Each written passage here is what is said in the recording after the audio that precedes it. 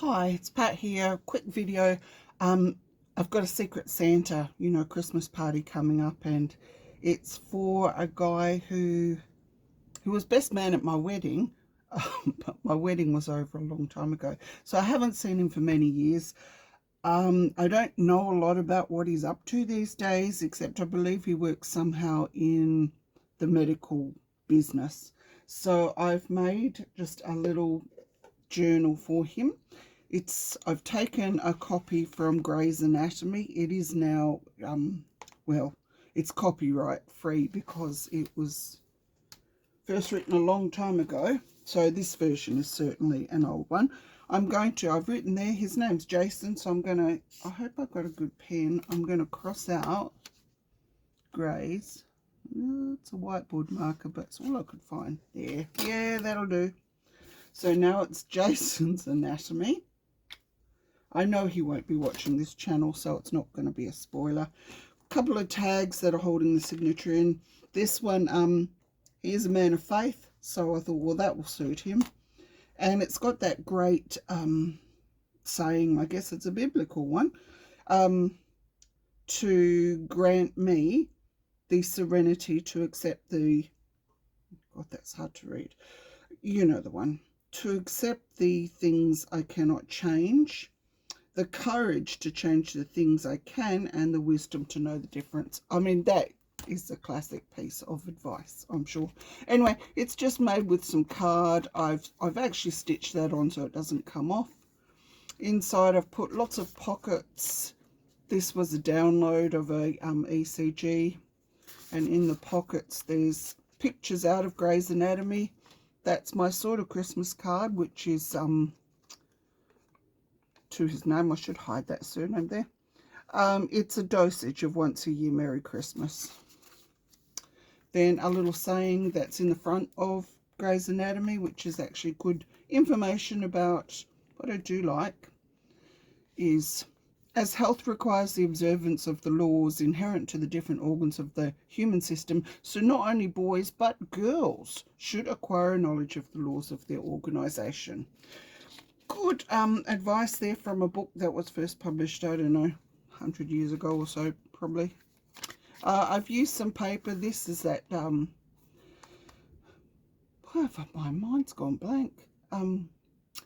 I did a video on how to make it, squashing it between, had a glass of wine before I started. That's my problem. I'm going to have to start this video again, aren't I? Yep.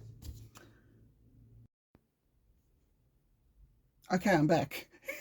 It's dendritic paper, and they kind of look like little nerve endings, blood vessels, I think. So anyway, some paper here. We've got some of this in our Etsy shop. It is actually from a 19th century pharmacy daybook. Some paper for just making notes on. This was actually copied onto some really nice quality paper. That's from a prescription book. These are papers from 19th century journal articles. When I was at uni, I was studying some subjects around the history of illness and sickness and medicine. More pictures out of the Grey's Anatomy book. More blank paper. This is different books that you could buy in the 19th century, the Medical Times and Gazette, or subscribe to. Some graph paper, some groovy looking medical instruments. This is from a 1950s nursing handbook. A pocket in here, which I've actually, here we go. Let's see if that fits, or is it too big? Oh, it doesn't quite go under there. I might chop a bit off the top and bottom and squeeze it in later. This one's got a spot. Yeah. What I was going to do with these is, I don't usually do much crafting because my hands shake and it irritates me just to watch my own videos. But I've got these lovely globby ink splodges.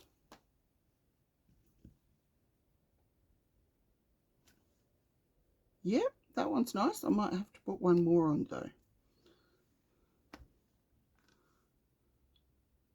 I should say put another on, one more on. That doesn't sound very good. Yeah. Oh, and a little bit of that. I just like grunging things up. And as soon as everything in here is pretty old and not our current medical situation. There we go. Some more pages. This one's lovely. It's March the 10th, 1908, and it's some prescriptions for a so Mrs. Weber and Mr. Hurst. I can't really read that. It doesn't matter. I'm sure that they're no longer alive. I got some great stamps. Look, they were from Temu, I must admit, but anatomical and eyes and things, which I really like. Here's another. Oh, actually, this one will go in here. Might be a bit blendy, but I can move them about.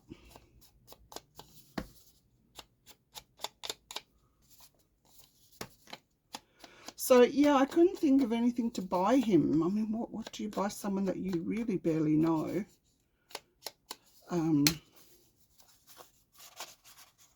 Yeah, so this, yeah, that's pretty groovy. That'll flatten out when the book's closed.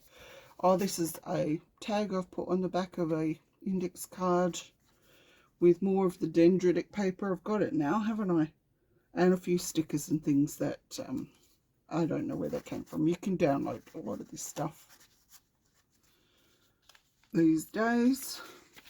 That's what I was thinking about, putting a few more splodges on here and there in the book. So let's have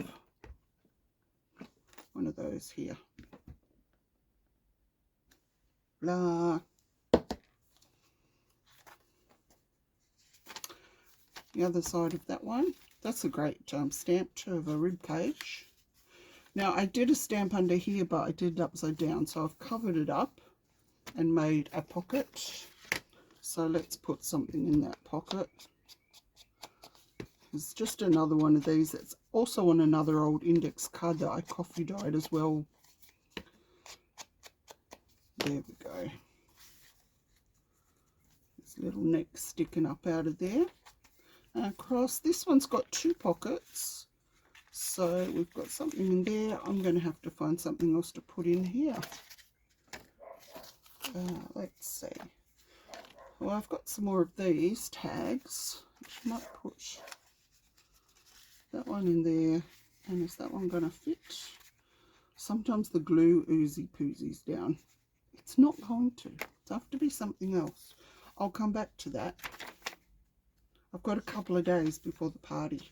So back of that, here's another one with just a little flip out. Maybe. That's also a bit big. And the rear page, there we go, closes up. That's that. So thank you for bearing with me. Dendritic, dendritic, dendritic. I'll remember. Bye.